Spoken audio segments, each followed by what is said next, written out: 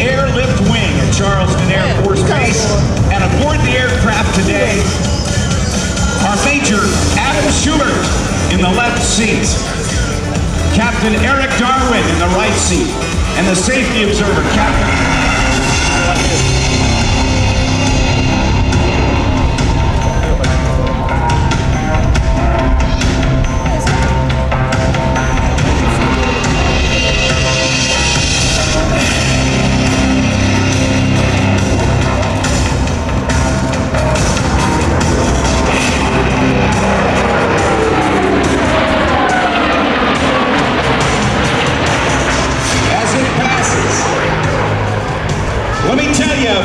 About this extremely is powered by 4 Pratt & Whitney F-117 engines, each of which generates an incredible 41,000 pounds of thrust. If you've traveled on a Boeing 757 airliner, it's the military version of that same engine that powers this airplane. It's huge, isn't it?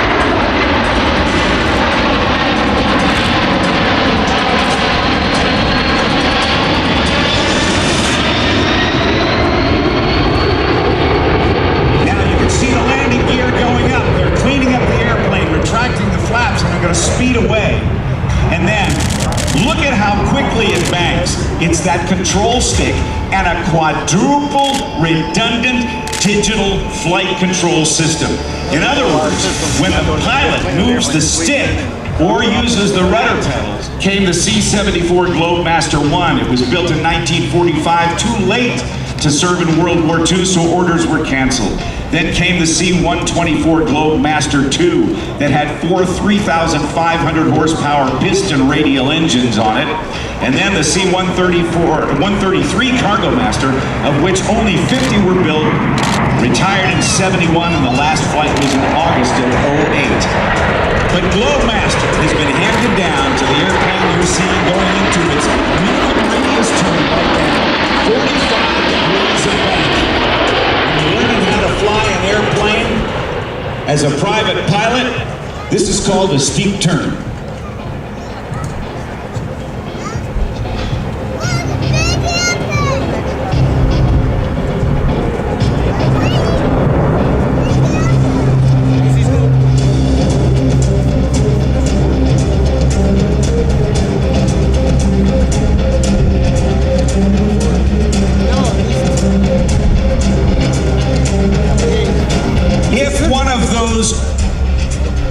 Flight control computers fails, the other 3 take over. And should all 4 of them fail, there is still a mechanical backup.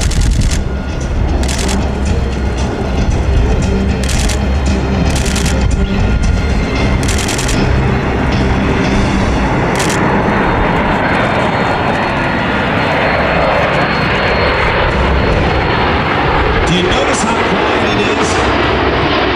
It's a good neighbor, but in fact, during combat operations, that low noise signature actually works to its advantage. At a mere 340,000 pounds, it's still darn heavy. It has been given clearance to land. Now, as it approaches, you might want to take some video. Hold your camera sideways when you do it. I want you to take note of something. They're approaching at 120 miles per hour. 340,000 pounds at 120 miles per hour. Twice as fast as you drive on a freeway. Okay, time and a half as fast as you drive on a freeway. But what we're going to see is the ability of this airplane not only to land on a short field, but to back up. Because after they land, they're going to back up and take off and go back to Charleston Air Force Base. Now, one of the things they're going to use to stop quickly is something called thrust reversers. And the pilots will then, after they land, pull the thrust reversers. The engine nacelles will open up. You'll see panels revealed, and they will redirect the thrust, which is going backwards, to go forwards, to turn it into stop it in a very, very short space.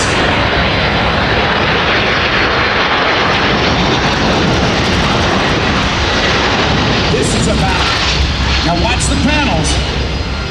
This is about as much noise as this airplane's ever going to make.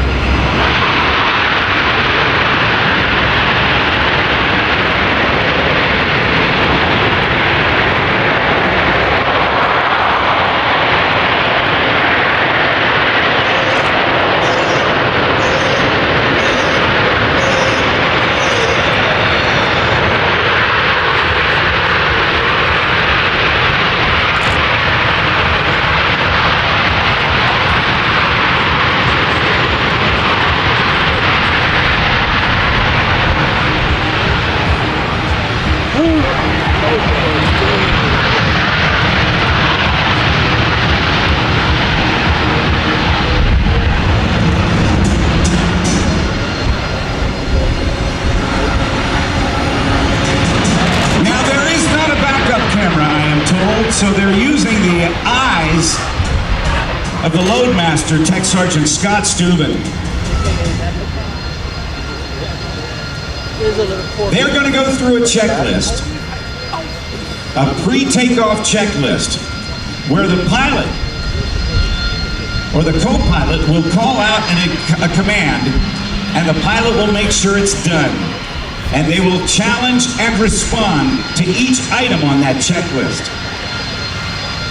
Together, this crew aboard the C-17 Globemaster III has a combined total of over 17,500 flying hours in various aircraft, including the C-17, the T-37 Tweak, the T-6 Texan II, the T-1 Jayhawk, and the E-11 Global Express.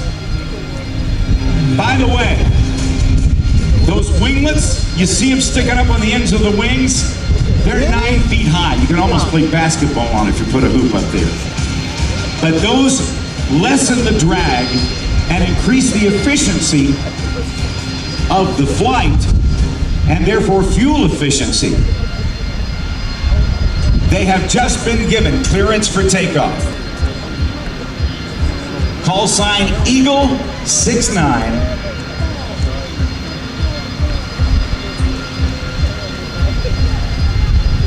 See that rudder moving? That's got a split rudder, and the different computers control different parts of that rudder. And that tail is so big they can do maintenance in it. They've got a tunnel that goes up in that tail to do maintenance on the control surfaces on the back and the actuators for those control surfaces.